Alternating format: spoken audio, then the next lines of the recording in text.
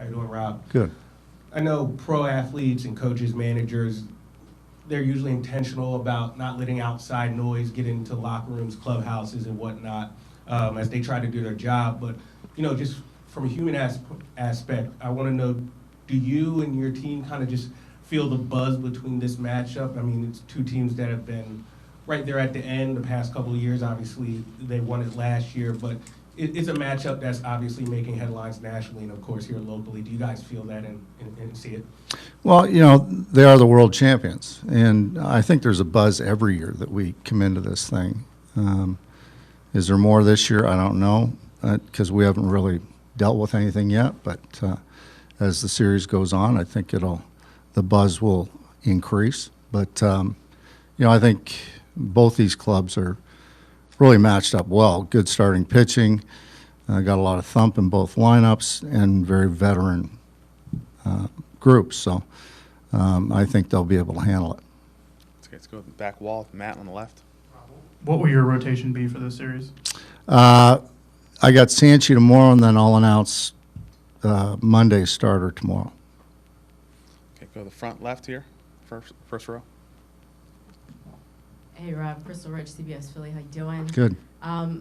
Just curious, you guys are familiar with the Dodgers, facing them 2 times in the regular season, but what did you see out of their offense in their wild card sweep of the Reds that allowed them to be so explosive? Well, they hit a lot of home runs. They got a lot of slug in their lineup, and they proved to everyone that they can also win games and score runs without slugging. They got a lot of veteran hitters that grind at bats. They know the strike zone, and they don't get out of the strike zone a whole lot. So you have to pitch them very, very well. And really both teams are able to be very explosive. How important is it for the Phils to be able to manufacture runs in this series? It all depends on their pitching. They got really good starting pitching, and you get into a tight ball game and their guys on, then you may have to do some things. But I do like the slug, the ability of us to slug, but I do like the ability for us to be able to manufacture runs when we need to. We've sort of showed that over the course of the year. Okay, let's go to Dave right in the front. Hi, Rob. Hi. How much do you think you guys learned from facing Shohei the first time? And a second part to that, how much did Christopher learn from the last time he faced the Dodgers?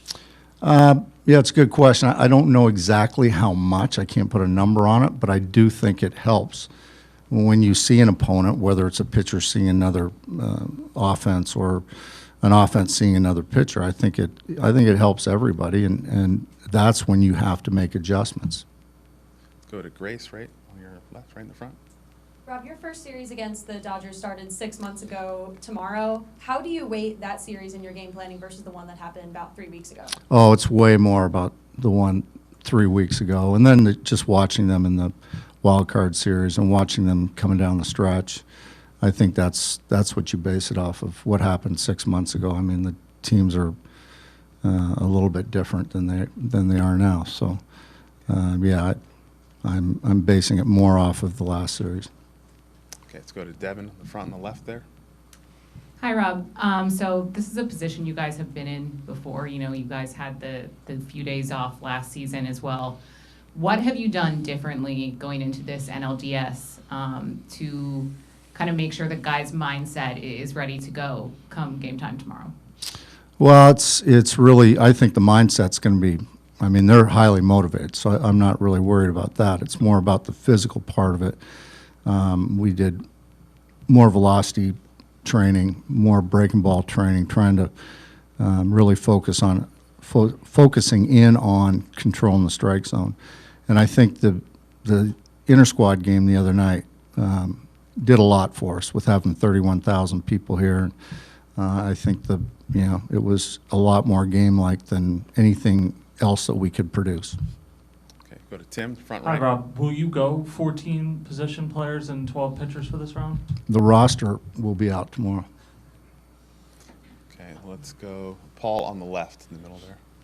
Rob, I know you said you're not going to announce the rotation until tomorrow, but just as far as evaluating potentially starting 3 straight lefties against a team, are Luzardo and Sanchez different enough from Suarez that makes that a little more comfortable for you if it comes to that? You mean Luzardo and Sanchi are different? Yeah, a little bit different style. Yeah. Suarez enough so that it's Yeah, they not are. considered Yeah. the same.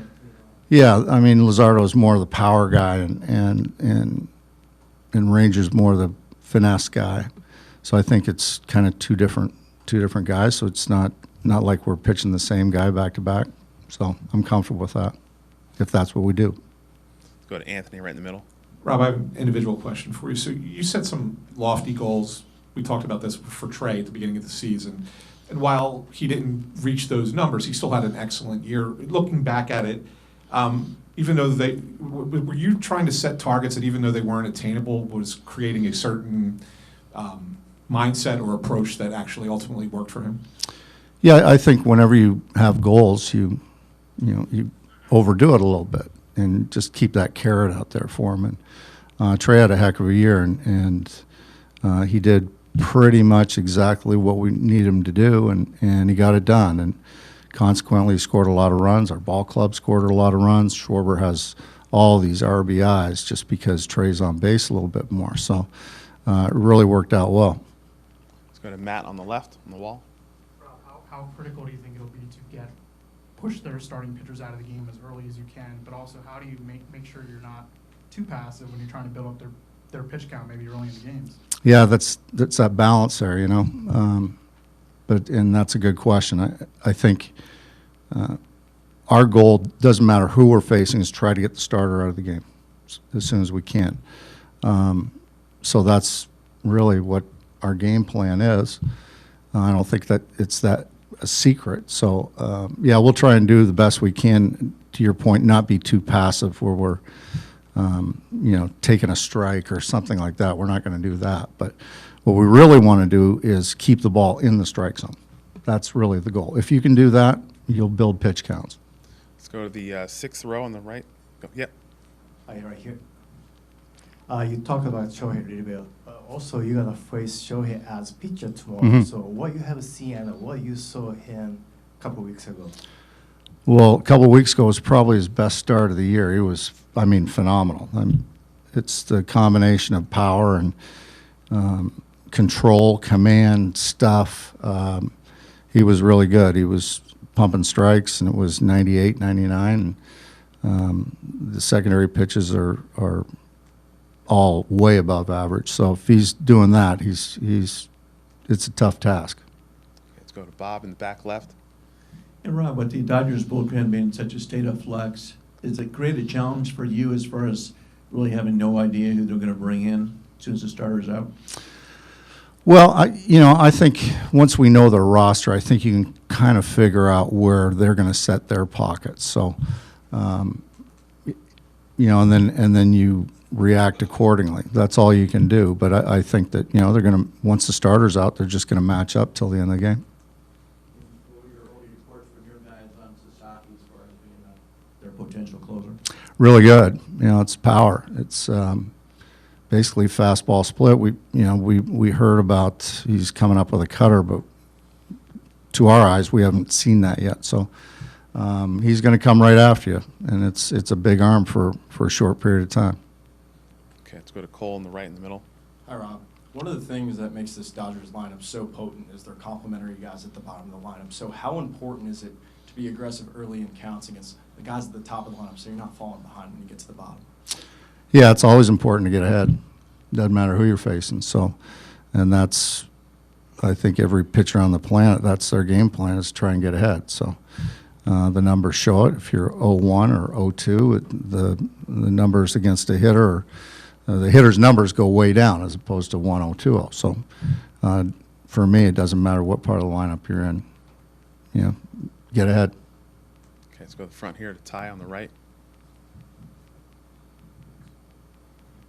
Rob, being in the playoffs a few years in a row now, you've gotten to do the NLDS, where the first two games are back-to-back days, and you have the extra off day. When you do have the extra off day, how does that change how aggressive you can be with your pitching staff and just kind of game planning? It all depends on your starting pitcher. If he's lights out, then you stay with him. Anything further for Rob? Okay, thank you. Thank you. I'll have